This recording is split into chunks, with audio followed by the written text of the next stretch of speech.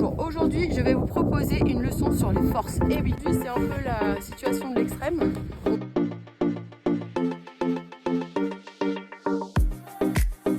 Commençons déjà par définir ce que c'est qu'une force. Une force, c'est une action mécanique d'un système extérieur qui agit sur le système que l'on souhaite étudier.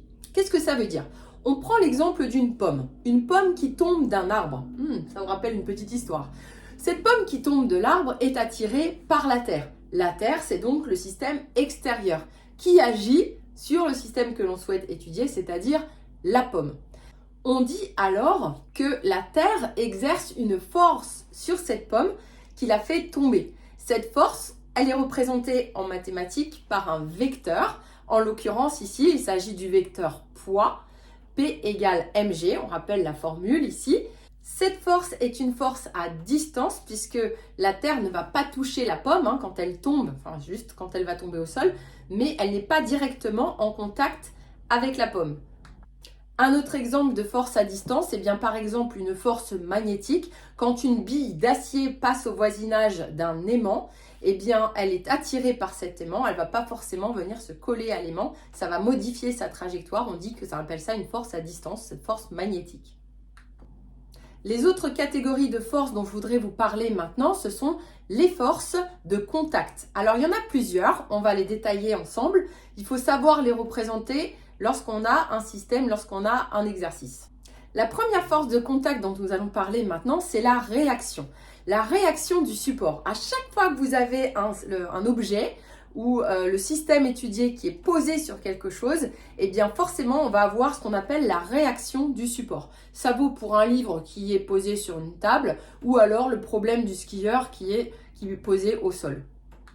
Pour la représenter, cette réaction, c'est assez simple en fait. Il faut toujours qu'elle soit perpendiculaire au support. Donc faites bien attention, quand vous avez un plan incliné, il faut tenir compte et représenter la réaction à 90 degrés par rapport au support.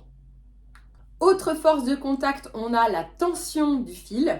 Ou la tension du fil, qu'est-ce que c'est ? Si on a un objet ou un pendule qui est accroché au bout d'une corde ou d'un fil, on a ce qu'on appelle une force de contact qui est la tension et on peut la représenter comme ceci.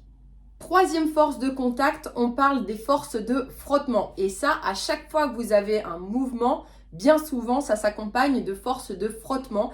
Les forces de frottement, elles s'opposent toujours au mouvement. C'est dans la direction opposée au mouvement.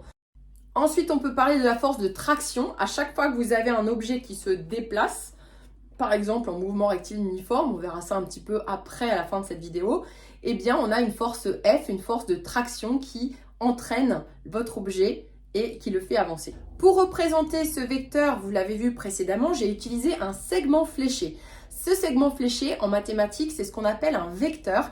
Pour définir complètement un vecteur, il nous faut 4 caractéristiques. La première, c'est l'origine ou le point d'application, à partir de où on va faire démarrer ce segment fléché. Quand on a une force qui s'exerce à distance, bien généralement, on utilise le centre de gravité de l'objet. Si jamais on a affaire à une force de contact, c'est le point de contact qui va être le démarrage de la force. Deuxième caractéristique, la direction. Cette direction, eh bien, c'est la droite d'action de ce vecteur. Ça peut être horizontale, verticale ou suivant la direction du fil. On passe ensuite à la troisième caractéristique, il s'agit du sens. Alors, le sens, c'est lorsqu'on ajoute la flèche. Quand on parlait de direction, la flèche avait été enlevée, on regarde juste la droite d'action. Quand je parle du sens, j'ajoute la flèche. Donc, je vais dire que c'est vers le bas, vers le haut, vers la droite, vers la gauche. Et enfin, je définis la valeur de cette force ou la norme du vecteur, on dira en maths. Il s'agit de cette valeur qui s'exprime toujours en newton puisqu'on parle des forces. Pour la valeur de la force, soit on utilise l'appareil qui permet de mesurer une valeur de force, qu'on appelle ça un dynamomètre, soit alors on peut utiliser une formule. Donc par exemple, la formule, on l'a rappelé tout à l'heure, pour le poids, c'est P égale M fois G. Vous verrez qu'au fur et à mesure, vous verrez d'autres expressions pour calculer des valeurs de force. À retenir que lorsqu'on parle de la valeur d'une force, je ne mets pas la flèche. La flèche vecteur, elle symbolise en fait à elle seule les 4 caractéristiques du vecteur. Donc ne mettez pas une flèche lorsque vous écrivez une valeur, ça rend les profs dingos. Je vais vous parler maintenant d'une force à distance qui est un petit peu spéciale, c'est la force d'interaction gravitationnelle. Cette force attractive qui s'exerce donc à distance a été définie par Isaac Newton comme étant la force d'interaction gravitationnelle. Elle s'exerce donc entre deux corps de masse MA et MB et elle dit que la force qu'exerce le corps B sur le corps A, la valeur de la force qu'exerce le corps B sur le corps A, est égale à la valeur de la force qu'exerce le corps A sur le corps B. C'est pour ça qu'on écrit F de B sur A égale F de A sur B.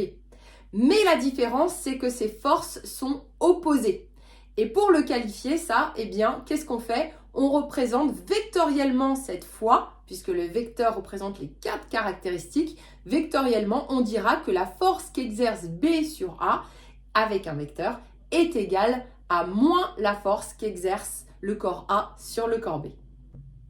Le plus cool, c'est que cette force, eh bien, on peut la calculer.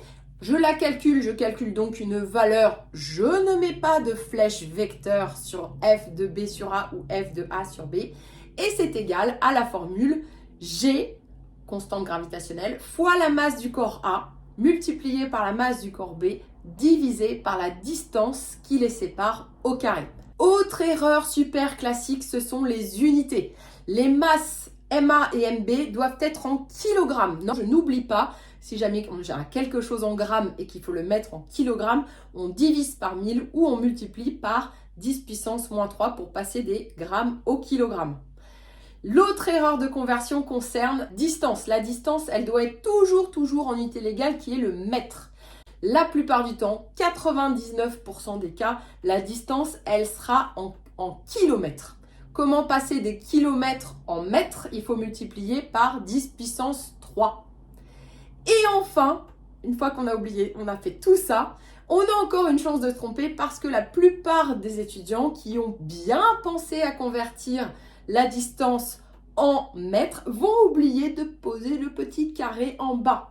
Donc n'oubliez pas de tout mettre au carré au dénominateur, sinon c'est foutu.